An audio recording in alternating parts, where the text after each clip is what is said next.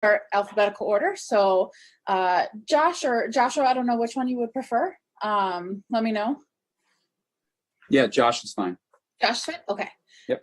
We'll start with you because K comes before L. And thank you, Jim. Stop saying thanks.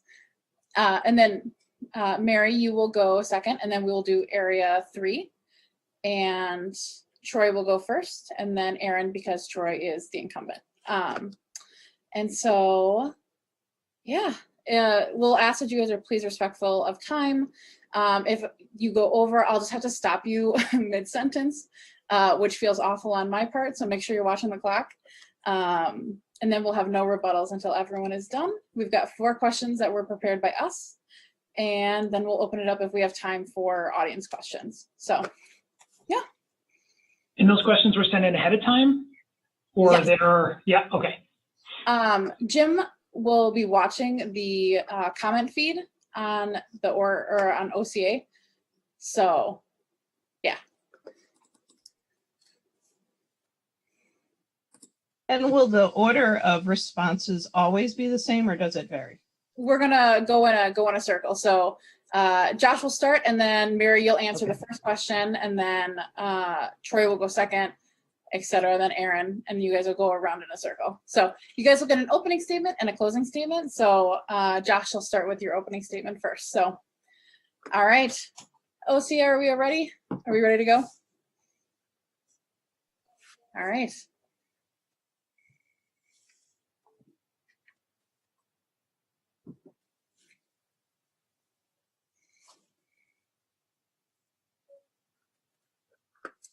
All right. Welcome, and thank you to those who are joining us tonight to hear from your candidates for Oregon School Board. At a time when we are all burned out from Zoom meetings and virtual gatherings, I commend your dedication to local government and democracy. I especially thank the candidates who are being here tonight to speak directly to Oregon School District residents. We hope this will educate voters as they cast their spring election ballots. We'll start by briefly discussing the format of tonight's forum. Each candidate will be allowed to deliver an opening statement.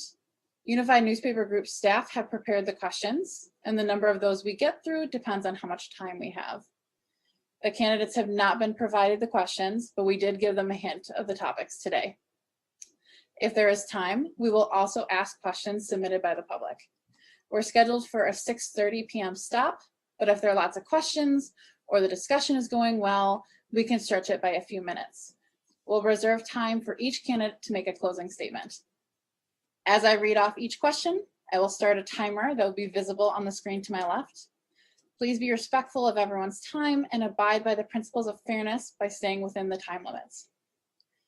We also ask that candidates show respect toward one another by not interrupting and leaving your microphones muted until you are asked to speak for a question or a rebuttal opportunity. Each candidate will have 2 minutes to answer a question and 1 minute for rebuttal or additional comments. No rebuttals will be allowed until all candidates have answered the question, and candidates will be allowed to speak in the order they answered the question. We've got 4 candidates tonight. 2 are running for the Area 1 seat, which comprises the Village of Oregon, and the other 2 are running for seat 3, which covers the town of Rutland, town of Montrose, town of Oregon, Village of Brooklyn, town of Brooklyn, and the town of Union. We'll go in a rotation with Area 1 first, sorted by alphabetical order because there is no incumbent, and then Area 3 with the incumbent going first, and then rotate around. Each candidate will now be allowed to deliver their opening statement. Josh, you are first.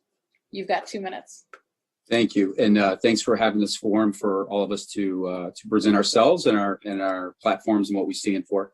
My name is Josh King. I've been a resident of Oregon for about just under 6 years now. I have a wife of 20 years and 2 children who are in the Oregon school system. Both are in the high school at this time. I'm not from here originally, from South Louisiana. Grew up there and was able to graduate with a degree in biology with an emphasis in medical physics before graduate school. I served my country as a naval officer. I spent most of my time in the Persian Gulf in combat operations there. Once I left there, I committed my life to helping find cures for the deadliest cancers, and am currently the vice president of marketing for a startup company that is working towards finding a non-invasive way to destroy cancers all through the body. My family are career educators and teachers in Louisiana and Texas, and they are part of the inspiration for me to run for school board. They're a rock in my life, and once we went through some of the challenges with COVID in our school district, I started asking more questions, and I found that there's a tremendous opportunity to take our education system to another level, both by increasing transparency and increasing community involvement. I think we have a great opportunity both to enhance virtual learning as we go forward, as well as bring the community in a much tighter way so that the community understands curriculum. They understand any changes that we're going to make to our programs here, both academically, athletically, and in the arts. And I think this community has a ton to offer, and I look forward to hopefully being elected to the Area 1 board. Thank you. Thank you. Mary, you are next. You've got 2 minutes. Thank you, Kimberly. I appreciate the opportunity to speak tonight. I'm running for school board because I believe in student-centered learning, equity and inclusion initiatives, recruiting and retaining quality educators, and responsible financial stewardship. Professionally, I've cultivated the ability to actually listen and learn, both from people who may agree with me and from those who may not agree with me. I have a proven ability to collaborate with diverse stakeholders to solve complex issues. My husband, Drew, and I have lived in Oregon for the past 24 years. We have 2 children, Ben, who's a 2017 graduate of Oregon High School, and Tori, who is a sophomore at the high school currently. We're active members of Holy Mother of Consolation Church, and I'm a very strong supporter of our school district. I've had the privilege of spending countless hours volunteering in our schools, seeing the incredible impact of teachers in the classrooms with students. But beyond volunteering in Oregon School District classrooms, I've also organized the PTO Science Fair and Art Fair for quite a few years. I sat on the RCI Site Council. I've just been very involved in the school district since for the last 16 years. My family has benefited from our excellent school system, and I feel it's my time to pay that forward. As for me personally, I have a PhD in medical pathology. I earned that from the University of Maryland, and I have had postgraduate work focused on the innate immune system and coronaviruses. I currently work at Statistical Corporation since 2008, and my role is to work cross-functionally to develop strategic approaches to complex situations. I believe these skills will serve me well in working toward unified board decisions. Thank you. Thank you. Troy, you are next. You've got 2 minutes. All right. Good afternoon, everyone. Thanks for joining us tonight and allowing us to talk about the Oregon Area School Board.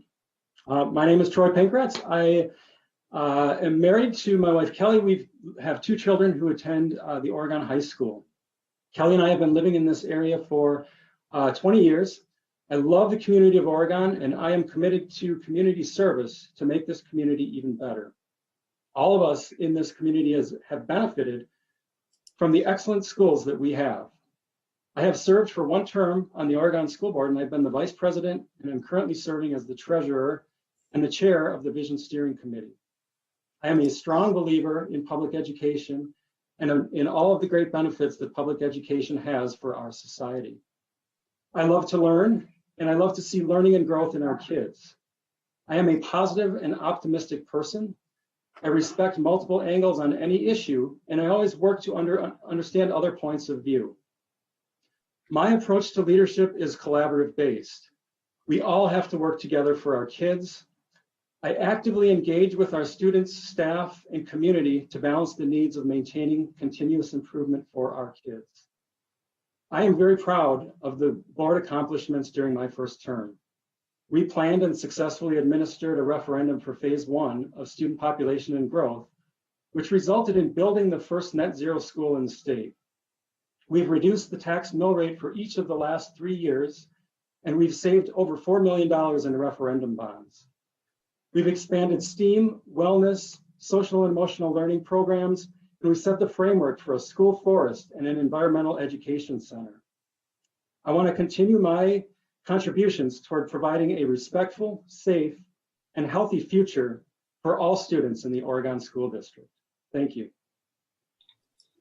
Thank you. And last but not least, but Aaron, your opening statement, you've got 2 minutes. Thank you, Kimberly. Yes, I just want to say thank you to everyone for joining tonight, especially on a Friday evening, a nice sunny Friday afternoon at that. So I really appreciate your time and attention to this election this spring. As I said, my name is Aaron Heisler. I am married. My wife's a nurse practitioner here in the county. I have 2 kids, both in Brooklyn Elementary School. We moved to the area in 2007, and we've been residents in the district since 2010. Originally moved here to go to graduate school at the UW-Madison. I've earned my mechanical engineering master's degree there, and I currently work at Extreme Engineering Solutions on the west side. My company develops very high-end rugged computers for the aerospace and military programs. And like I said, I serve as the mechanical engineering manager as well as the manager of the project management team here. And really my career is focused on developing high-performing teams to carry about the designs and fabrication of these overly technical products of ours. So I'm an expert in pulling people together to accomplish set objectives, being able to identify and narrow down scope problems, craft solutions for those. And that's really what drove me to be here in front of you this evening to run for a school board seat in Oregon. I really look forward to the opportunity of applying those same traits and characteristics from my professional life to these activities in our great school district. I'm a massive supporter of our families getting involved more in everything from communication with teachers to curriculum to contact with the administration and the school board, and really want to drive towards that model of excellence so all students can achieve to their fullest extent when they move on to the next phase. Thank you. With that, we are going to jump into our first question. A note for all the candidates, I'm going to repeat the question for every single person. So you don't have to A, ask to have it repeated, and B, anybody who joins us mid-broadcast will be aware of what the question is. I'll read the full question the first time, and then only really the back half for the last time. So, because otherwise questions get long. So we'll start with Mary, since you went second this time, you'll go first this time. The first question is as follows. The Oregon School District, like others across the state, were faced with non-negotiable closure of schools last March. Staff were forced to learn how to educate virtually last spring and then have brought students back in phases. How do you feel the district has handled virtual learning in the last year? You've got 2 minutes. Oh, you're on mute. Sorry. I'll restart your clock. Forgot to unmute. Thank you very much. So I think that as a scientist, I believe in making decisions based on data. I've been pleased that Dr. Bergstrom's decisions really have followed the recommendations of Public Health Madison-Dane County, which were based on data and input from public health experts. I also feel very strongly that, especially in the absence of data, we need to protect our teachers, because without them, we have no school, we have no education, and an in-person setting obviously puts them at risk.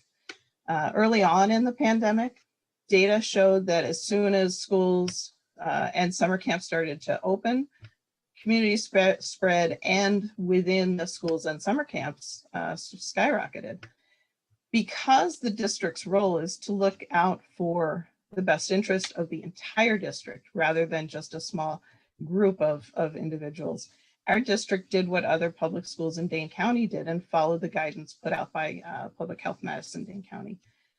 Since then, additional data has come out and show that with appropriate precautions, in-person teaching can be done without significant transmission.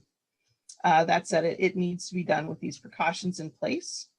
And I believe that OSD has remained nimble and responsive to the changing recommendations of the public health Madison-Dane County. They've adapted the phased restart with every shift in guidance. And as early as the fall, educators were working to identify kids in need, brought them into learning hubs or one-on-one situations. And ultimately, we know that education is about building relationships and remaining to ensure learning was as interactive as possible while respecting the needs of all of our district families. Thank you. Thank you. Troy, you are next, and I'll reread the last portion of the question. How do you feel the district has handled virtual learning in the last year? You've got 2 minutes. Yeah, well, thanks, Kim. You know, we've come a long way since the girls' basketball tournament was canceled about a year ago. As we've come through this pandemic, you know, every single thing about school had to be changed. From every element of logistics to cleaning to HVAC to all the meals that we've provided to students, social and mental health supports, and the delivery of instruction. Our teachers have grown incredibly throughout this pandemic. Our decision making was driven by public health, and additionally, we formed a medical working group to help the district drive our individual decision making and ensure that safety was always at the highest priority for the decisions that we've made. As a board member, the safety and health of our students and staff is always the heaviest burden that we carry. You know, that's the stuff that keeps me up at night. Throughout the pandemic, I feel that we've done as well as we could have. We knew early on that we were going to have to be flexible. So during the summer, our administrative team and teachers got together and they developed a model that could be flexible to carry us through the entire year, that it could be adjusted related to the virus. This model provided virtual and in-person, and the variables were the timeline. We stuck with that model through the PHMDC guidance. Our teachers wanted to see kids more frequently, which is why we always went to seeing kids more days versus less days and longer durations. Thank you. Thank you. Erin, it is your turn. I'll reread the last part of the question. How do you feel the district has handled virtual learning in the last year? You've got 2 minutes. Thank you, Kimberly. Yeah, I think like many parents in March, I thought the decision was reasonable. You know, based off the information we had at the time, pulling the kids out seemed to make sense. Personally, I was okay with it. I gave the district a mulligan for spring. You can't flip a switch and change that model overnight.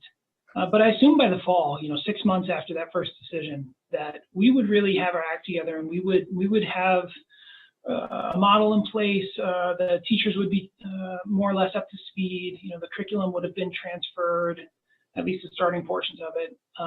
And that is absolutely not what happened. So I think teachers, students, and especially families alike struggled and suffered with based off the decisions that were made. And now as we've gone through the fall and more data has become available, absolutely kids can be back in school. And we have really had a severe lack of urgency in reviewing this new information and attempting to better accommodate the 7 or almost 8 out of 10 kids who want to be back in school. You know, our model is not flexible. We are stuck with the flipped model in high school to the point that, you know, now that's the only thing we're willing to do for the rest of the spring. So I think that is not a flexible solution. There are high school kids talking to parents every week, and they just want to get their big kids back in more. So I think that the other big thing for me is that we have taken, by my count, 2 votes on pandemic-related issues in the school board, neither of which were to take kids out of school or to bring them back. They were both athletic-related votes. So I think that really speaks to a lack of accountability of the board on this issue and how they each individually stand and what they would like to do. So thank you for the question. Thank you. And then Josh, it is your turn. The question is, how do you feel the district has handled virtual learning in the last year? You've got 2 minutes. Oh, you're on mute. Sorry. We'll start you over. Classic move. Sorry. So I think there's two separate topics within that question. One is the decision to go virtual, and I agree with Aaron. I think the lack of evidence early on, the lack of knowledge about this novel virus, was the right thing to do a year ago, and to continue to evaluate it was the right thing to do. I think when we got to the summer, especially early fall, there was not only developing but pretty robust data at that time that was available. Even experts from Harvard and others that made the initial guidelines for Dane County followed.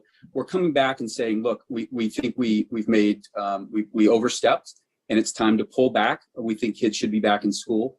I personally took that initiative and met with the superintendent in August and had a discussion about the virus and the mechanism of action and the data at hand. And I thought that at that time we could do a lot more as a community to partner with the school to find people to take temperatures, bring kids back in. And that was not the plan. Unfortunately, it was it wasn't.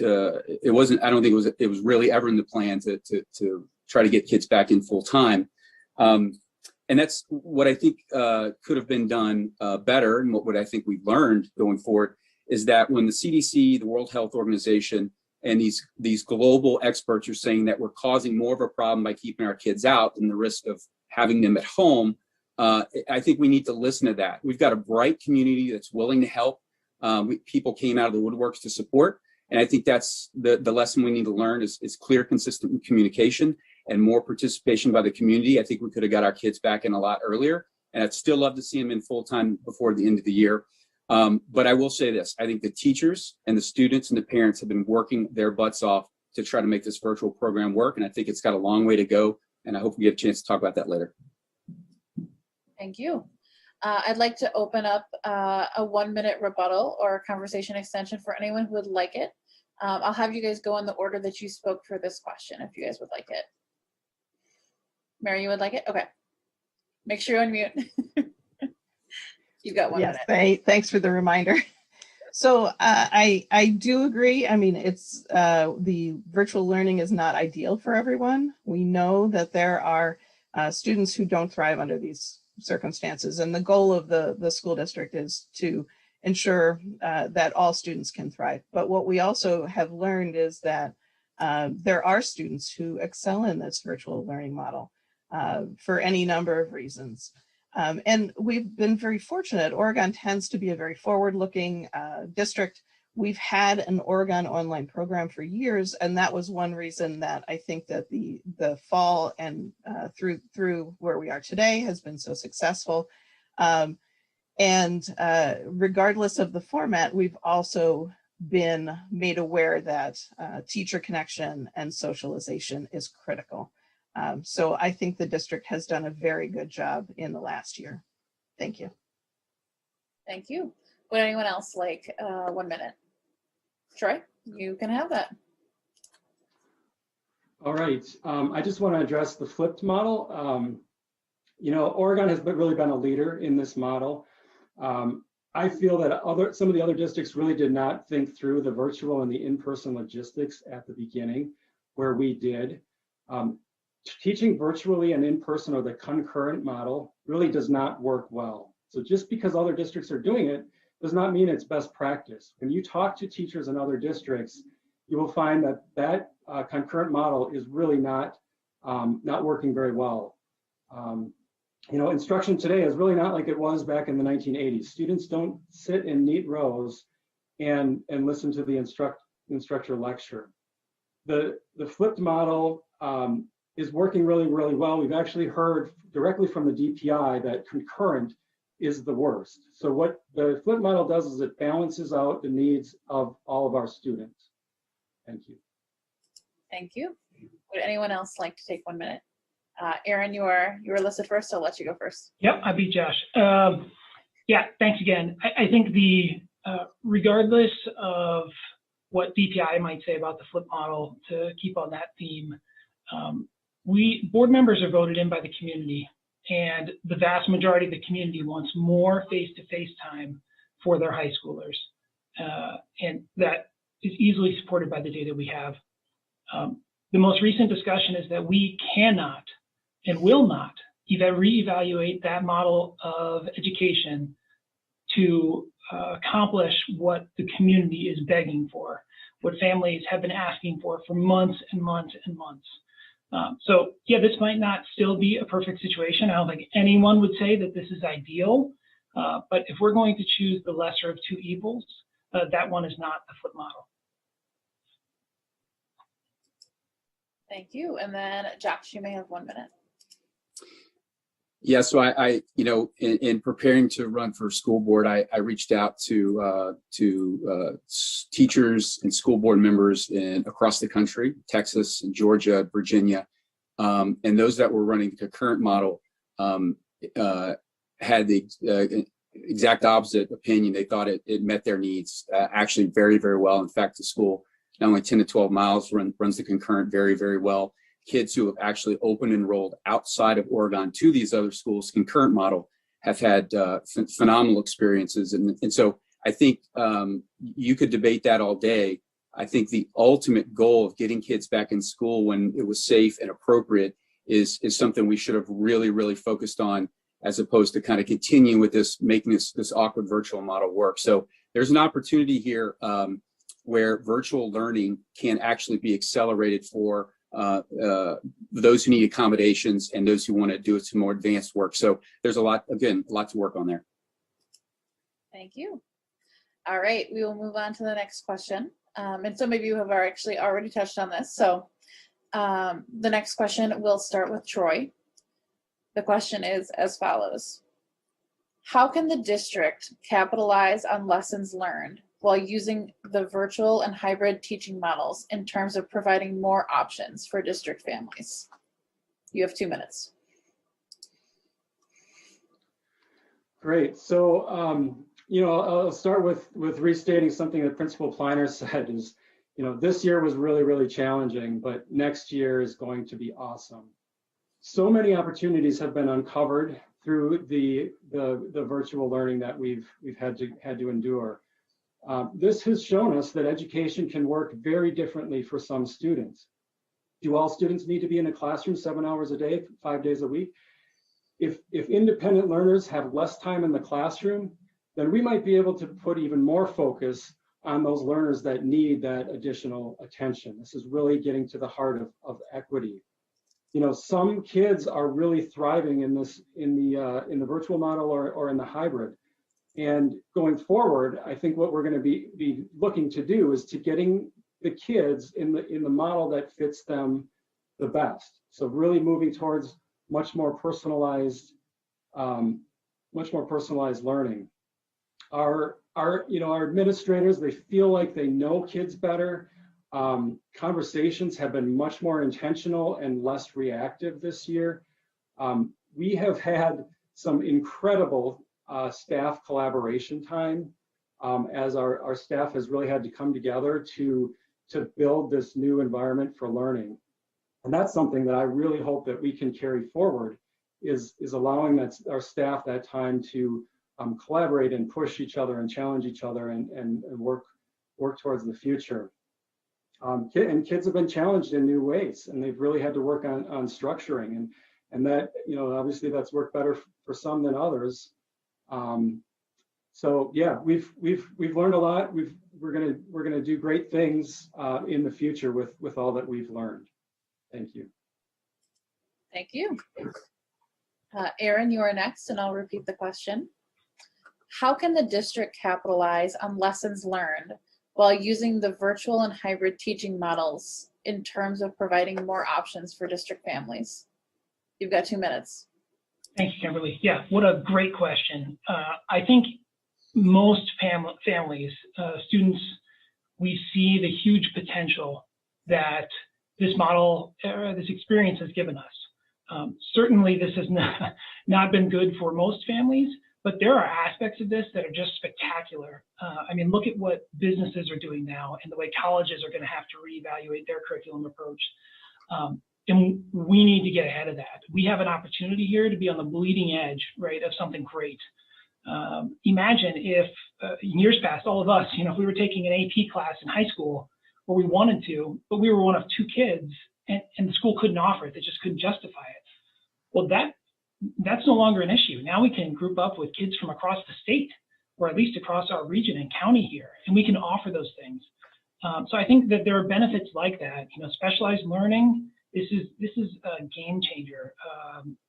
I'm really excited for some of the things we can do. How do we get there is what I really want to focus on. We need strong leadership, and we need it now. We need urgency in our actions and our planning. We need to develop these. We need to pull families in. Again, I'm a family member in the community here. I have kids in school. No one's asked me my opinion. Where's the surveys from the families? Hey, how did this go? We want your honest feedback on this or this or this. Why has that not been asked in parent-teacher conferences? We call them after-action reports, right? In the professional world, we roll out a project, we come back at a predetermined time, and we're collecting feedback, and we're looking to learn from that and apply that in the future. And we need leaders who will take that business type approach so that we can really be successful with these great opportunities that we have in front of us. Thank you. Thank you. Josh, you are next. I'll reread the question. How can the district capitalize on lessons learned while using the virtual and hybrid teaching models in terms of providing more options for district families? You've got 2 minutes. Thank you. So again, a really appropriate question. So I'd say, in my opinion, and the opinion of the community I've spoken to, the brick and mortar house that houses our education traditionally is where teachers and students connect. The athletics are born there. The arts are born there. We get together as families. We coalesce around the school.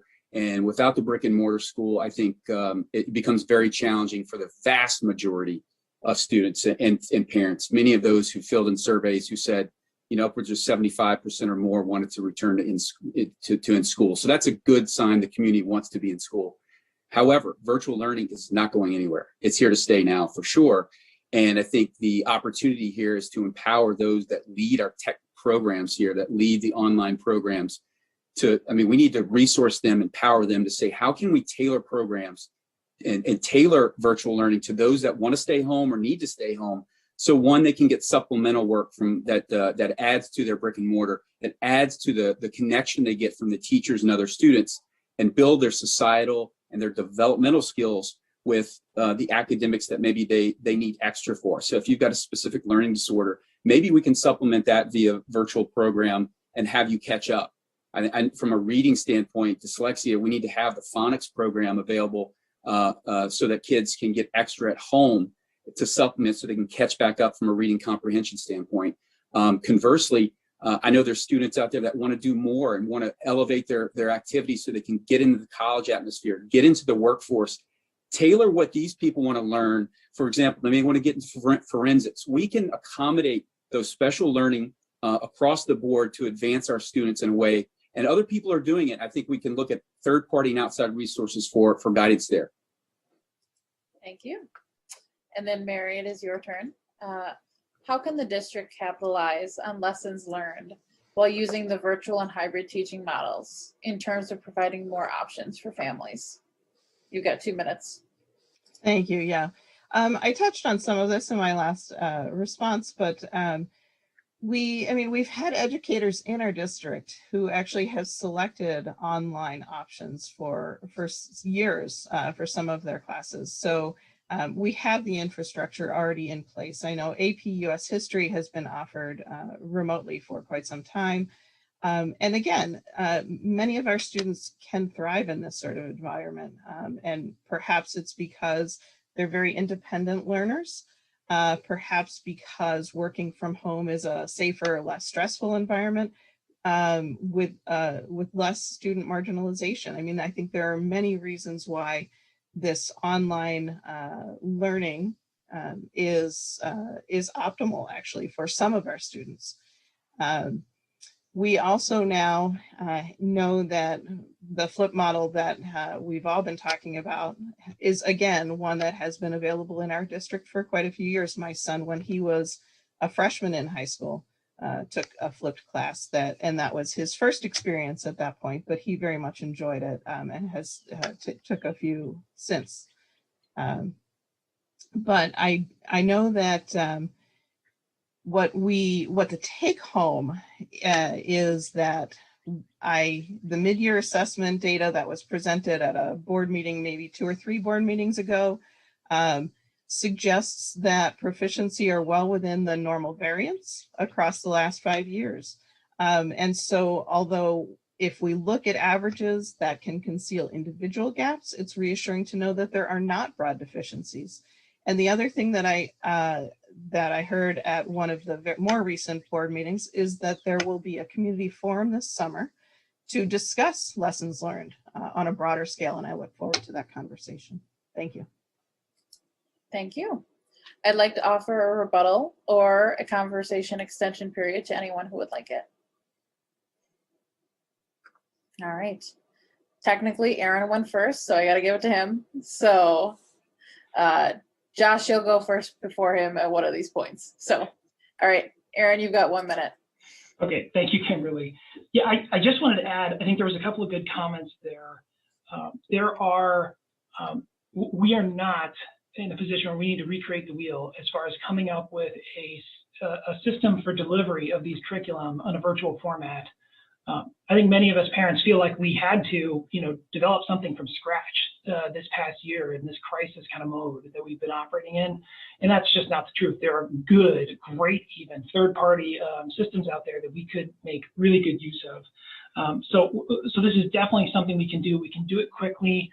I also heard about the summer plans to pull people together to get some feedback. That's too late. We can't be waiting until July to get feedback from families and other systems. We need to have a plan in place in July to give us time to prep for fall so we can get ahead of this. Thank you. Thank you. And then Josh, you're interested in a minute. Yep. Yeah, thanks. And I think the important thing to take away here is choice, is a choice. And for those, whether it's 5% or 10% or whatever the percentage of families here that want to have all virtual learning or some aspect of it, we've proven that can be done. And I think my goal as a board member would be to only try to advance those capabilities. And if more people chose that, that's fantastic. One of the things that I want to make sure we all, understand is that academic development and academic courses are absolutely the pillar of what we should be standing for as a school system and drive academic excellence. But the social, emotional development that goes on in a brick and mortar school can't be overestimated. I think it's crucial. And I think the teachers love that as well. That's how our community works, and that's how harmonies develop and people learn to work with each other. Thank you. Would anyone else like 1 minute? Yes, Mary, go ahead. Go for it.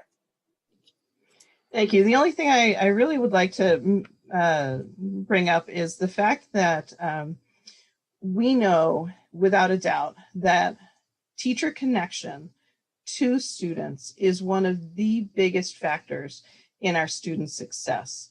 And so while, the Oregon School District has made a commitment to our district students to not outsource their education because they recognize that teacher connection is critical. And so we can talk about bringing third-party vendors in for this sort of activity, but the student loses that relationship building and in turn decreases their educational excellence. Thank you. Thank you. Troy, I know you went first on this, but everyone else has been given a chance to speak, and I want to give you one as well. So if you would like it. Yeah, I'll take some time. I agree. I mean, the Oregon teachers, that is something that we felt very strongly about is maintaining Oregon teachers for Oregon students all throughout this pandemic, and that, you know, we had to make some sacrifices for that, but that the benefits really outweighed the sacrifices. So, you know, the social connection, the social emotional learning, we can't do anything until we have that connection established with teachers. That is so important. And then, you know, I also want to say that, you know, communication has happened all throughout this pandemic. We have done survey after survey. Our teachers have had direct communication with parents and students. And, you know, communication is something that can always be done better. But I do feel like we have done a very good job communicating throughout this pandemic. Thank you. Thank you. We'll move on to the next question. And Aaron, you will start with this one. The question is as follows. The school board approved a contract with the Village of Oregon Police Department last year for a student resource officer, but much of it was based on a leadership change as well as alterations to how the SRO interacted with students. What role do you think police should play in schools? You've got 2 minutes. Thank you, Kimberly. Yeah, this is a great question. I am absolutely a strong supporter of SROs and our local police in our schools. I think that I have multiple police members in my family and extended family, and I think that they are just great role models, especially for kids. I think sometimes it's looked at in a very negative light, but I think this is an opportunity to reframe that and make it a very positive experience, you know, and show the community how well they can work with students. And the officers who are very carefully selected and trained for these positions, I mean, they live and breathe, you know, kids, right? This is what they want to do. And I just think they're spectacular individuals. You know, and in safety, we have put families and students and teachers and administrators through this last year, all in the name of safety. We can't do that as a community and then not support strong safety measures in our schools and buildings. You know, I am a believer that, you know, our random walkthroughs with our drug dog, that those need to be truly random, right? Not scheduled events long before that officer makes it through the school. I can't stress enough how, you know, critical safety is. We're all parents, all 4 of us sitting here, you know, answering questions this evening. And I think we likely all agree the safety of our own kids or our family or our neighbors, you know, there is nothing more important to us, right? And that needs to be just a significant priority. But I am a strong supporter of our local fundraising and all of our officers that we've done, and look forward to continuing that and maturing that in the future contracts with OSD. Thank you. Josh, you are next. I'll repeat the question. What role do you think police should play in schools? You've got 2 minutes. Yeah, thank you. So I too am an advocate for having school resource officers, and for a couple of reasons. One is obvious. I think there's a safety component that having a police officer in your school system, seeing the kids every day, and being a presence there. God forbid, you know, the unthinkable happens and you need someone there to protect our children. I would love to have, be honored to have the Oregon Police Department representing the safety force for my kids if that were to happen.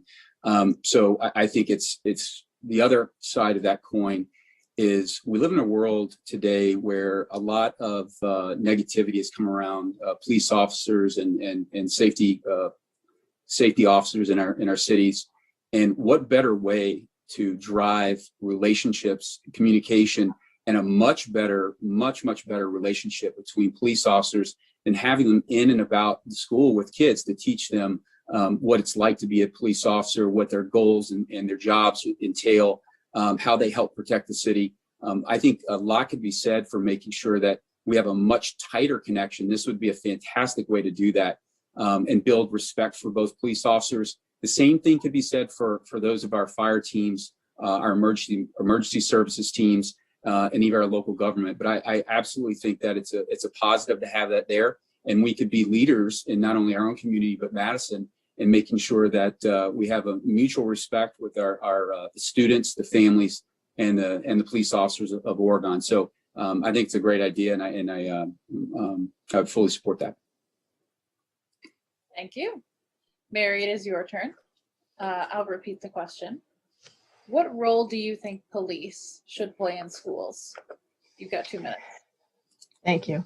So I'm aware that Oregon School District has been very purposeful in requiring the school resource officer to be a positive role in our district. SROs are trained in law enforcement, but obviously, as Aaron mentioned, they do require additional training, which I think is essential. They receive crisis training. They also receive equity training for our district. They receive trauma training and training around mental health. Their role in our district is threefold. They are to be educators, mentor and counselors, and law enforcement officers, with the primary focus of having them provide a positive learning environment while maintaining order. And the integration of SROs within our schools requires very careful integration, because we need to ensure that their presence is non-threatening and supportive. We ultimately want them to be mitigating negatives, and they can provide a valuable resource to school staff. However, we need to make sure that discipline of students by SROs is not discriminatory. So we have to be very careful in how we have them integrated into our schools. The inclusion needs to be continually evaluated to make sure that the individual SRO is evaluated through the lens of equity and through regular review of reports. Thank you. Thank you. And then Troy, it is your turn. What role do you think police should play in schools? You've got 2 minutes. Thank you. Yeah, and Kimberly, you mentioned the rewrite that we had recently done with the SRO agreement with the Village of Oregon. You know, we worked really, really hard with the village to redevelop that agreement, and it's one of the things that I'm just very, very proud of, and how our school district and our community came together to rewrite the agreement. It was tough, and it took some time. It took longer than we would have liked, but in the end, we really ended up with a strong agreement that is working really, really well. So what's the role of police in schools? Well, I think Dr. Lakuta covered it very well. You know, number one, it's an educator. The SRO is considered one of our staff in the schools, integral to all other staff. They serve as a mentor, and then they also serve as a law officer. The SRO helps to maintain a safe school environment. They are there for crisis response, but it really goes far, far beyond that. They develop a safe and respectful environment. They build trust so that our students are comfortable with law officers. They establish a positive image of authority, and they are able to foster positive relationships with our students. And some of the strategies that are employed for SROs to do those things is that they're visible. They're out and about with our kids. They eat lunch with our students. They participate in recess, and they work directly with our counselors to work on prevention of issues. So yeah, our SROs, I'm very proud of where we're at with our SRO agreement and the SRO that we have in our schools. Thank you. Thank you. I'd like to offer a 1-minute conversation extension or a rebuttal if anyone is interested. Yes, Aaron, you've got 1 minute. Can't turn down an opportunity. Thank you, Kimberly. No, I just wanted to add to that. I think this is another area where we could potentially expand this opportunity. You know, most often this is talked about in the high school, or even the middle school levels. But I think elementary school, we've talked about this all the time, these education, starting young and getting that positive reinforcement at a very early age is really critical long term. Like I said, I live in Brooklyn, obviously, and my kids love the fact that we see the police officer outside of school, very commonly, and he's there when they're getting dropped off, when they're getting picked up.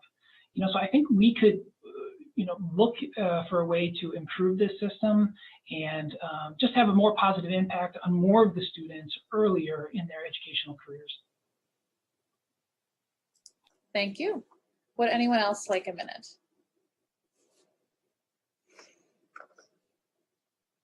Seeing no one, I will move on. This is our final question from UNG staff. Josh, you will answer first. So the question is as follows. The district has 5 core values listed out in its mission statement: relevant and empowering learning experiences, caring and professional educators, educational equity, strong family and community partnerships, and whole child emphasis. Which of these core values do you see as most important? You've got 2 minutes. Yeah, I think like any organization, any group of people, or any firm, whether it be governmental or private, you have to prioritize, and you have to try to accomplish the mission that you're there for. Relevant and empowering learning experiences for me is by far the number one. That's why we're in business. That's why that's why we I bet if you took a poll of people in the community that moved here from outside, you'd say we moved here because of the Oregon School District's reputation for academics. And that's why we moved here 6 years ago.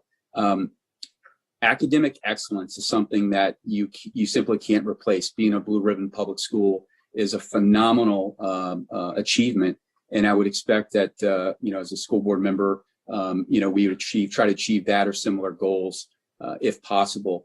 When in my upbringing, from very little means, didn't have a lot growing up, I knew based off of the installation from my parents that in education, even if you don't have a lot growing up, an education is what's going to propel you to become something in life that you are proud of because you developed that in yourself.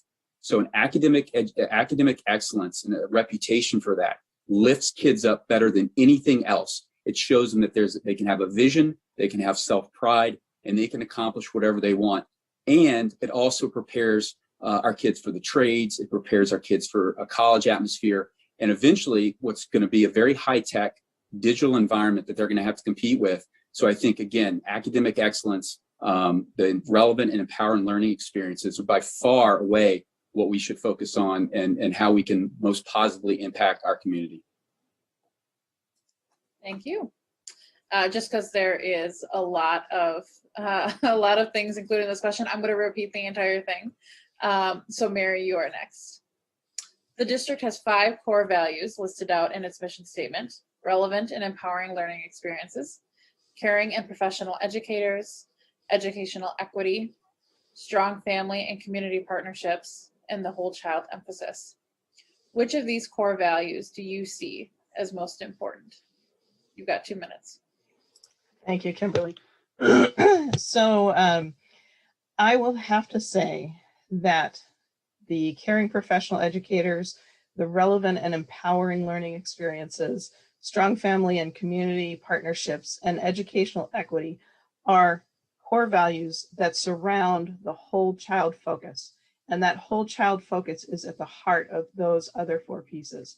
So really, in order to have the whole child focus, you need all 5 pieces, and you get the whole child focus. So I believe that it is the whole child focus that is the most important, and it requires a multi-pronged approach in order to make that happen. You have to attract and retain educators who reflect our underrepresented student populations. The curriculum itself needs to be relevant and empowering. It has to reflect the full diversity of our student body and our community. We as a district need to be educating parents and community members alongside of our kids on their educational journey. So we need to have strong family and community partnerships. In general, sorry, I believe that which one am I missing? Educational equity. Yeah, all students deserve an education that supports, engages, and challenges them. That has to build the foundation for allowing each and every one of our students to pursue their personal goals. And it's important that we help our students recognize that school is not just where you go to take tests. It's an important part of their life journey. And it's so formative in so many ways that the burden is on us to ensure that the experience is as positive and constructive as we can make it. Thank you. Thank you. Troy, you are next. I'll repeat the question. The district has 5 core values listed out in its mission statement: relevant and empowering learning experiences, caring and professional educators, educational equity, strong family and community partnerships, and the whole child emphasis. Which of these core values do you see as most important? You've got 2 minutes. Well, for me, it's easy. It's the whole child emphasis. And I think Dr. Lakuta did a really nice job of explaining how the other elements are surrounding the whole child emphasis at the heart of everything that we do. I want us to reflect back on how these values were even developed. There were over 200 community members that came together at an event to help us develop what our mission is, what our vision is going to be for students. And that's where our values came from. That's where the whole child emphasis came from. Every decision that we make at the board level considers these 5 values, specifically the whole child emphasis. What we're doing is we're teaching kids about who they are in society and how they can make contributions. We're moving towards responsible principles for assessment, moving away from the scores and the only testing mentality. We're looking at proficiency-based progress, social and emotional learning. And it really comes down to the fact that growth is much more important than standardized test scores, and meeting students where they are and growing them. Providing personalized pathways for students as well as teachers. And this is all built on our continuous improvement model, which was developed back in the 90s. And it defines accountability as a collaborative process where all the stakeholders, the board, the community, the students, the staff, they all have a specific role in building student success. We reject the notion that district success can be measured by competency alone. Thank you. Thank you. All right, Erin, your turn. And the last time I have to read this incredibly long question. So I'll pay attention. Go ahead. all right. The question is, the district has 5 core values listed out in its mission statement: relevant and empowering learning experiences, caring and professional educators, educational equity, strong family and community partnerships, and the whole child emphasis. Which of these core values do you see as most important? You've got 2 minutes. You made it, Kimberly. Thank you. So for me, this one is obvious. I think we have, in recent times, we have lost sight of the fact that schools are for education, right? And the core value that we have is relevant and empowering learning experiences. I like academic excellence. And really what that means to me is that we are raising and educating kids that when they get to the next phase in life, and that can be, to a trade, to college, to serving in the military, right? That next phase, and as they continue to develop, right, they're lifelong learners, that they can grow into the people that they're meant to become, right? And they can be happy and successful in whatever personal goals they've put in place, in their achievements, whatever those are. But it's a school. And if you ask me, well, what's school for? That's to learn. Education. That's where we went to learn. That's where we learn math and reading and or social development skills. Someone mentioned it before. We can't. Hybrid is great, but kids need to be with other kids. They have to learn how to grow up and be adults. That's not something that you get right from a book. So I have a real issue when we start saying that, well, we are teaching kids how to be adults and what they should be when they grow up. No, we're giving them the foundational education that they need to figure out who they want to be when they grow up. We're not trying to tell them who to be. So we need to get back to the real basics here. Hey, not so simple as reading, writing, arithmetic. There are a lot of other things that are really critical to that early stages of development. But we're here, our core value is for academic excellence. Thank you. Thank you. I'd like to open up a minute for rebuttal or for extension. And Josh, this is the one time you get to go before Aaron. So take advantage of it. You can go 1 minute. Yeah, thank you. So it's interesting. It's an interesting question, and when you pose it around, 5 other options, academic excellence, and we call it relevant, empowered learning experiences. If you think back and you ask yourself, people have accomplished great things in this country, who have really accomplished a lot, and maybe didn't come from greatness initially, but rose to that. They found the spirit of who they're going to be in their educational experience. When you're taught how to read, then you can command the language. When you're taught math and science and arts, you have a grasp of something that you can pursue. It helps define your passion and helps you define who you're going to be and what you're going to contribute to society. Again, all the other things are great, and they're wraparound services, but it's built off of 2 things: academic excellence and the desire for teachers, which we have, to do the best job they can. And we have phenomenal teachers doing that. So again, I just think that learning experience is most powerful. Thank you. Would anyone else like a minute?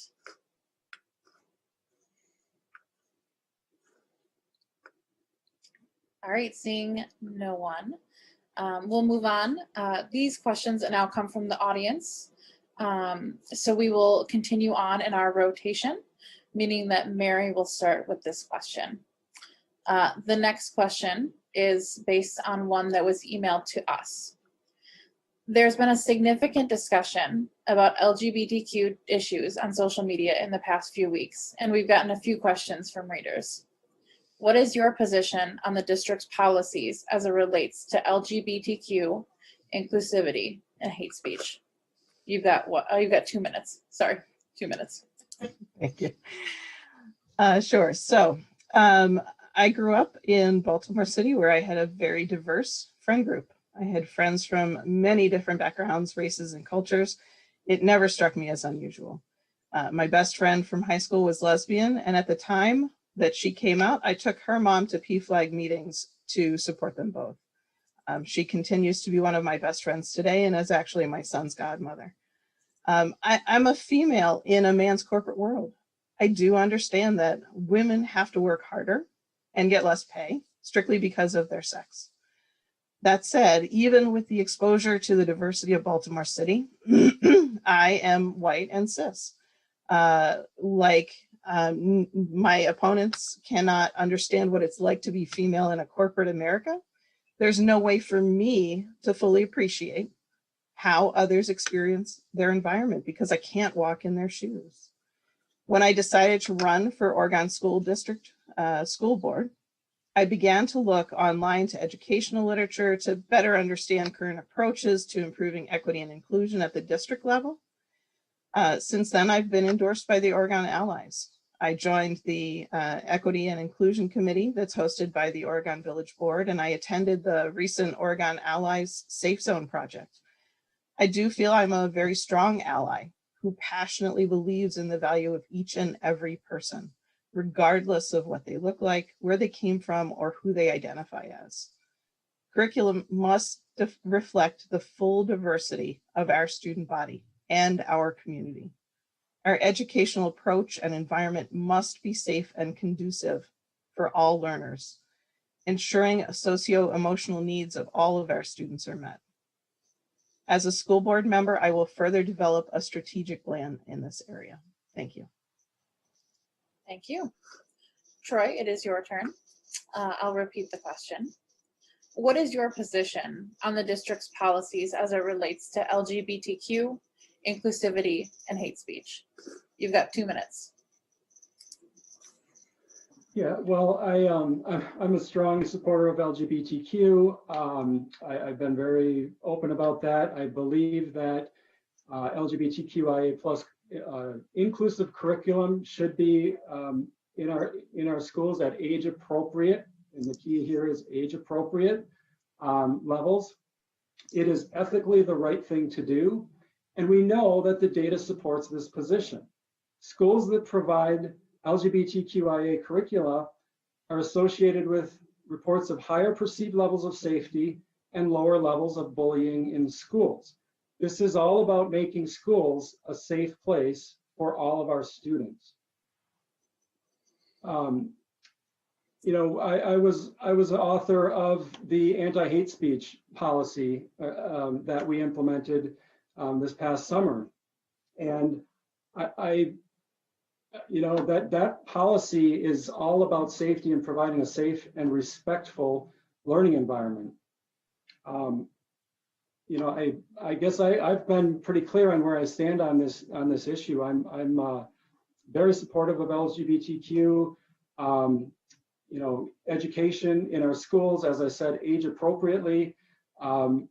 It's those, you know, oftentimes those students are the most vulnerable. They have the highest levels of suicide rates in our schools, and we need to be addressing that. We need to be actively addressing why that is, and we can do that through our anti-hate speech policy and curriculum in our schools to lower those levels of bullying and provide a safer environment. Thank you. Thank you. Aaron, you are next. I'll repeat the question. What is your position on the district's policies as it relates to LGBTQ, inclusivity, and hate speech? You've got 2 minutes. Thank you, Kimberly. Yeah, I am 100% a supporter of our LGBTQ students and staff. Wholeheartedly support you know, them in OSD. Every single student and staff member deserves the right to a safe environment where they can either be excellent learners, right, or educators or administrators, you know, whatever the role. That's not up for debate.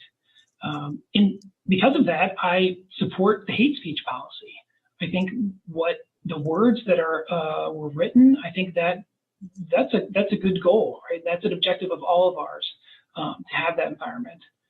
Where I would pivot a little bit is that, again, I'm an engineering manager by day, so I'm very careful when we are drafting initiatives, especially significant ones like what I would consider this to be, that we very clearly identify what the problem statement is. We've got a very well-drawn circle around our scope, and that we have drafted that policy to address those specific issues. And getting feedback from the community and from staff members is absolutely one of the steps that would be necessary there. But we are, I think, missing the mark as far as evaluating our performance of these policies. Policies don't need to be written or drafted in a vacuum. We always start our initiatives with how are we going to evaluate how we're doing? In this case, how do we know that the policy we put in place and that we have enacted is we're achieving the result that we intended to achieve? And that's where I think that this is lacking. How do we know that what we're doing is right so that we can have this circular process? It's never going to be perfect initially, but we need to keep refining and maturing that implementation. Thank you. Thank you. And then Josh, you are next. I'll reread the question. What is your position on the district's policies as it relates to LGBTQ, inclusivity, and hate speech? You've got 2 minutes. Yeah, so I'll echo a little bit of what Aaron said. LGBTQIA positive students, teachers, families have every right that every other person has in this country. And we as a school district deserve, especially to children who fit who fit the LGBTQIA positive plus demographic. I mean, these kids have every right and every reason to get the same education, the same caring teachers that everybody else has. And I think we have a genuine opportunity here to make sure that the parents and the teachers and the students are all aligned. When you have all these three elements aligned, in making sure that everyone feels welcome, we reduce, if not eliminate, any of that bullying. Huge anti-bullying mindset in my family. And that it all comes from experience. I don't know where everybody else was on here when gay marriage became legal. I was in San Francisco with two of our closest friends, almost family members who are gay. We celebrated with them. That was almost a decade ago. You know, I have family members who are LGBTQ as well, and they mean more to me than you'd ever understand. And that's the way I want us to approach this, our children and our teachers who may also fit that bill. I think policies are great. The policy is written from an anti-hate speech policy. It's well defined. Everyone knows the ramifications if you don't abide by it. That is perfectly fine. But I think we as leaders should do exactly that. Lead by example. We should walk the halls. We should share experiences, and we should make everyone know face to face that you're welcome in the school. Thank you. I'd like to open up a 1-minute rebuttal or conversation extension period, if anyone would like it. Mary, go for it. I also want to point out that studies have shown, and I know that we benefit from diversity. Brainstorming with people who all think the same way is just not productive. Collaborative brainstorming with people who have different approaches, backgrounds, and ideas is the best way to develop a strong path forward, because it accounts for variables that not everyone sees in the same way. I personally would like to see more than one student representative on the school board, because one student can't and shouldn't represent the diversity of our student body. So in addition to having individual student representative from the student council, I would work toward having a student representative from the Multicultural Student Union, as well as one from the Gay Straight Alliance. I believe that's an important conduit for these voices to be heard directly by our board, rather than being filtered through others. Thank you. Thank you. Would anyone else like 1 minute? Yes, Aaron. Yeah, just to add one more thing to it, I think some of the comments that have been going around social media recently have really been involved around the family connection, to schools on this topic. And I just wanted to stress, I really think, and the data is obvious here, families who support LGBTQ students have much better outcomes as adults. Look at suicide rates or any of the other measurable criteria. So I think the only point I'd like to say here is that families need a seat at the table in this discussion with the school district. And it's not the school's role to raise the children or the child. It's the school's role to educate the child. It's the family's role to raise the child. So we just need to have that strong connection, especially in an issue like this, where the data is very clear that it's much better for the student if the family is deeply involved and supportive of them. Thank you. Would anyone else like a minute? Yes, Josh. Yeah, I just want to, Troy made a comment I think was appropriate around age-related appropriateness for this education. I think that's where I won't get on the topic, but too greatly, but I do think that's a great opportunity for the community to be pulled in to decide what that is. We have the most caring parents in the community here who would love to be a part of that and would love to be a contributor and an active partner in developing what that looks like, where it goes. and how the parents can be active in executing that plan. And I think it starts with clear communication with the community about what the school district is doing now, at all levels, kindergarten all the way through high school, and seeing how parents can both participate, improve, and have a say so. Thank you. I think everyone's had an extra minute, but Troy. So Troy, would you like an extra minute? I'll pass, actually, Kimberly. Let's Okay. move on to another question. Not a problem. I always like to ask. So we will move to the next question here. And Troy, you are starting first. So get ready. This is also another audience submitted question. How valuable are statistical data, such as standardized test scores, and are they a valid way to measure student success? You've got 2 minutes. Standardized test scores, yes. So good question, relevant.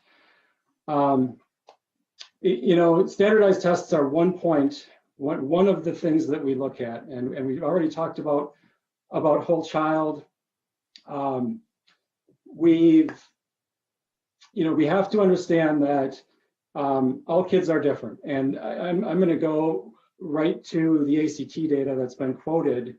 The issue with any test data is that when it's taken out of context, it really becomes very, very dangerous. So there's been some recent ACT data that was posted out there that is not even the most current data.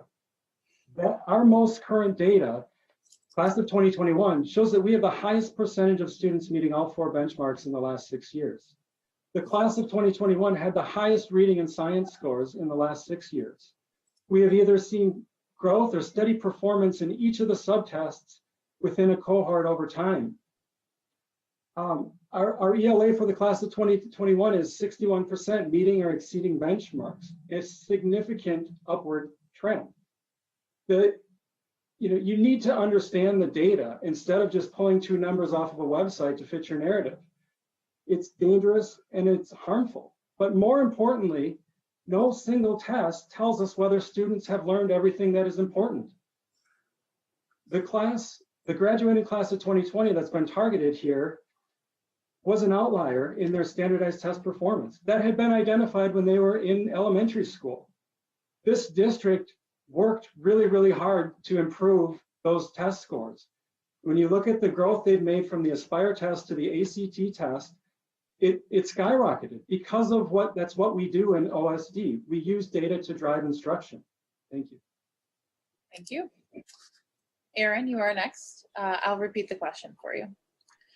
How valuable are statistical data, such as standardized test scores, and are they a valid way to measure student success? You've got 2 minutes. Thank you, Kimberly. Yeah, you cannot ask an engineer if data is valuable and not expect them to say yes. Data is extremely valuable. I think Troy is exactly correct that you need to be very careful with data so you understand what it's saying, but you must have it. All businesses need it, and we are in the business of education. We need it. I also think Troy's example was a great use of how these test scores can be utilized. You can spot trends early, and you can attempt to improve those things over the years. No standardized test is perfect. We all took them growing up. I still remember them. I was telling my kids the other day, we used to fill in little circles with a number 2 pencil, and they were like, everything's on the computer now, so it was a big joke to them. But standardized test scores are very valuable. They're still required to get into most colleges. We're just talking about ACTs. There is a necessary requirement in society to be able to evaluate people. Nothing is perfect, but this is continuing to evolve as the years go by. So I'm confident that it'll continue to improve. So yes, I would absolutely be a huge advocate of more data, standardized tests, other feedback. I don't think testing is by any means the only way we can get feedback. We can do a much better job of soliciting input, I've already mentioned, from families, from students, from educators, from staff.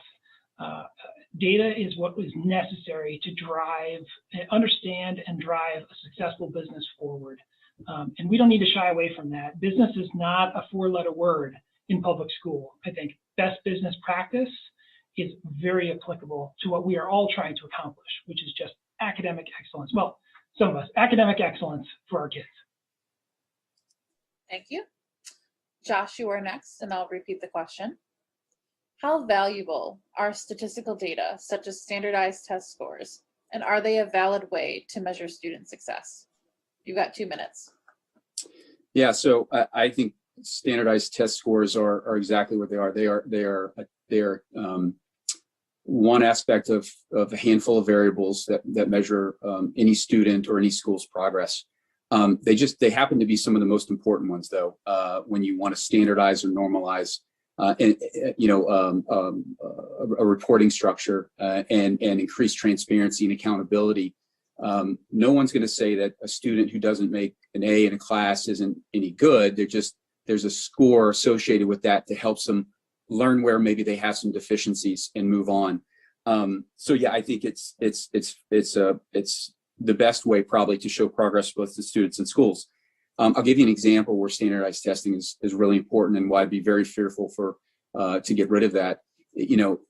We have young kids in K through 3 or 4 who are not reading at the appropriate levels. If they don't have a standardized score, standardized testing to document where they may be on a reading learning curve, if they fall behind and there's no evaluation for those students to go get maybe tested for dyslexia, and they just sit there and churn in the system, these kids could go years and not learn how to read with proper comprehension, which could affect them later on in life. That's not very equitable if we don't have the ability to test these kids. So I think standardized outcomes are used appropriately. And we're always, it's one of those things, it's never perfect. You always need to evaluate the validity of these tests and make sure they're good. But this has been going on for a long time. They've been refined, and there's a reason why they use them across many industries. In the medical device innovation, there's a lot of standardized tests you have to meet and make because it shows that you can do the minimum. Regarding a point made earlier about the DPI testing, look, don't believe anybody what you see. Go to DPI and look at all the results yourself. Compare it to our school with other districts. That's time. Thank you. And then Mary, it is your turn, and I'll repeat the question. How valuable are statistical data, such as standardized test scores, and are they a valid way to measure student success? You've got 2 minutes. Thank you, Kimberly. So standardized tests are obviously an incomplete measure of educational success.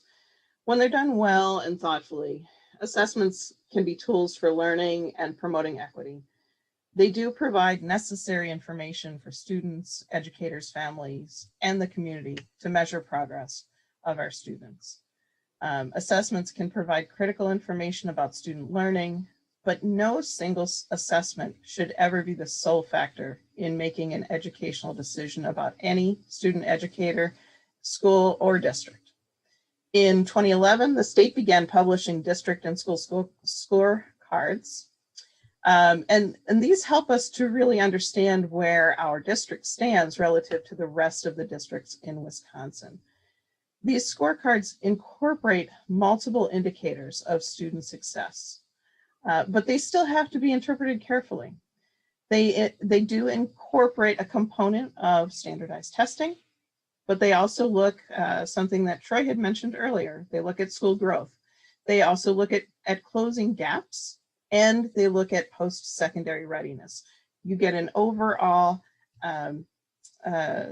rating within the state, and Oregon High School has consistently exceeds expectations, and the numbers have been trending higher as each passing year goes by. These assessments do take into account, as I just mentioned, a variety of different indicators, and that is the better way to actually assess student success. I remain confident that our district is successfully preparing our students for success on many levels. Thank you. Thank you. Now, normally I'd offer a 1-minute rebuttal, but we're getting close to the end of our 90 minutes. And I want to make sure it is a Friday night. I want everyone who's watching to get on with their Friday night. You guys to get on with your Friday night. So I'm going to now offer everyone a chance to offer their closing statements. Erin, it is your turn and you've got 2 minutes. Okay, thank you, Kimberly, so much for narrating all these questions for us, and I appreciate your time and effort here. Thank you, everyone, again, for joining us this evening. I hope it's been informational for you, and I especially want to say, thank you to Troy, for his service the last few years. It's obviously a challenging position, and I appreciate his openness and honesty in his responses tonight. And I think just in closing, I really want to focus back on the reasons that I decided to fill out the paperwork at the end of last year and submit for this opportunity. And that's to bring strong leadership to a group and to a district in what everyone admits has been a very trying year. We have some spectacular opportunities in front of us that I'm really looking forward to contributing to. But I also realize that we have lost a lot of trust with a significant percentage of the community in the last 12 months. And we need to focus on rebuilding that. There's been a lot of word games being played recently with what information is actually transparent and not. This is not a gray issue for me. It's black and white. Transparency means open, excessive even amount of information presented to the community. Accountable, I will vote in school board meetings. I will ask for votes. I'm not afraid of putting my personal stance out there on these issues, and that would be what I would continue to advocate for. I want families deeply involved in all of the discussions that we're having. And again, I look forward to the opportunity to serving the community and improving the district for years to come. Thank you much. Thank you. Josh, you are next. Your closing statement. You got 2 minutes. Yeah, thank you, and thanks for the opportunity to meet the community like this in a forum with all of us. I was a naval officer in combat operations, and part of what you get trained to do is you get trained to assess kind of a crisis situation and manage it down and to something that's a best case scenario, best outcome possible. And I think that's an important characteristic to have here for where we're at coming out of this COVID response. That you've got to build trust within your teams. And sometimes that means being overly transparent, overly accountable. And in this situation, I think it's absolutely necessary for the community to know where every board member stands on every issue. And that should happen in a vote. Most boards vote, most boards bring things up and discuss them. They challenge. This community has many voices, and there's no reason the board should speak with one voice. There's a lot of opportunity to improve. It's probably a good time to inject a little new DNA into the board and have some people question things. And I know that may sound and may feel harsh sometimes when many times we're not used to transparency and accountability. Can feel a little bit like abuse, but I trust you, it's not. It's only to get to the bottom of what the problems are. You can't solve problems if you aren't fully aware of what they are, and you can't fully say, hey, this is our problem, we own it, we have to get better. So I commit to the community that I'll bring that as a board member. I'll be overly transparent. You can always find me and communicate with me. I'll always be an ear for you. And at the end of the day, it's about what's in the best interest for you and your children as they progress through Oregon School District, and hopefully amount to greatness and achieve great things in their lives. Thanks. Thank you. Mary, your closing statement. You got 2 minutes. Thank you. So I see 3 key differentiators. 1, we moved to Oregon based on the strength of the schools. We are avid supporters of our district and have been. I spent 16 years volunteering in our schools. I know the environment that the teachers work in, and I've seen the impact that they make on our students' lives. I've met with over 250 community members, including students, parents, grandparents, all current board members and several past board members, I am interested in learning and listening. I'm not a one-issue candidate, and I wholeheartedly and unambiguously support our anti-hate speech policy and our marginalized community members. I support the efforts of the school district to educate our staff, students, and their families about why diversity makes us stronger and better. And 3, I have the skills and experience and desire that's needed to work to deliver an exceptional educational experience for all of our kids. I know that I don't have all the answers, but I have a lot of very relevant experience. And rather than acting divisively, I've cultivated the ability to listen, learn, collaborate, and unify diverse stakeholders to solve complex issues. I do understand that the role of the school board is to set the long-term vision in collaboration with the larger community and then set policies that enable us to reach our goals. I would be honored to be able to contribute to a strategic vision that further strengthens our schools, supports our educators, and advocates for the diverse needs of each of our students. I recognize that this role is complex, and I'm willing to put in the hard work of bringing people together. I'm asking for your vote on April 6th because I will continue to listen, learn, and work towards common goals for our district. Thank you. Thank you. And last but not least, Troy, your closing statement. You've got 2 minutes. Thank you. Thank you, Kimberly, for moderating, and a heartfelt thank you to Dr. Lakuta, to Mr. Heisler, and to Mr. King for putting your hats in the ring. School board positions are extremely difficult, so thank you for your genuine interest in serving our community. From the bottom of my heart, I appreciate it. I have faith in our community members that they want leaders who bring people together so that all kids can have a safe and respectful learning environment. I believe in looking at the long-term practical viewpoint for everything that we do, and I believe in focusing on a long-term investment in our kids and in our district. I will continue to challenge my own points of view, as well as do the hard work necessary to push for the best learning opportunities for all of our students. This district has a long history of excellent schools. We see high numbers of families wanting to move to the Oregon area and enroll their kids in our great schools. Our community is a highly desirable place to live, in large part due to the quality of our schools. My past term on this board has demonstrated that I am a thoughtful, deliberate, and practical board member who has the will to challenge matters in a respectful way. I'm excited about the future of this school district. We have so many opportunities to expand upon the challenges of this past year. We have exciting upcoming projects to create more revolutionary learning spaces for our children, and we have the ability to continue growing our already exceptional educational experience, just as we always have in this great community of Oregon. In closing, I'm asking for your vote on April 6th, and thank you very much for sharing your Friday evening with us. Thank you. And thank you to the 4 of you for being here. And thank you to the audience for tuning into this candidate forum. Please remember to vote in the April 6th spring election.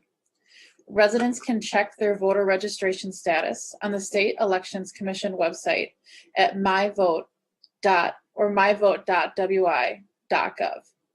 Residents will also be able to use the myvote.wi.gov website to request an absentee ballot for the spring election, look up their polling location, or update their address. We here at The Observer and OCA wish you all a pleasant evening. And again, thank you for joining us.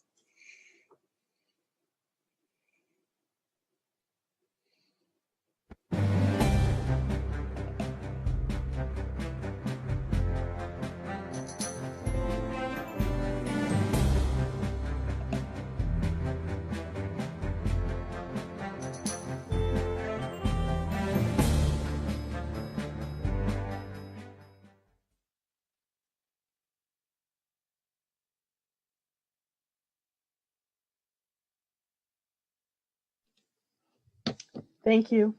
Thank you. Have a wonderful That means Friday. we're good. If everyone else is gone, I think we're good. Yeah.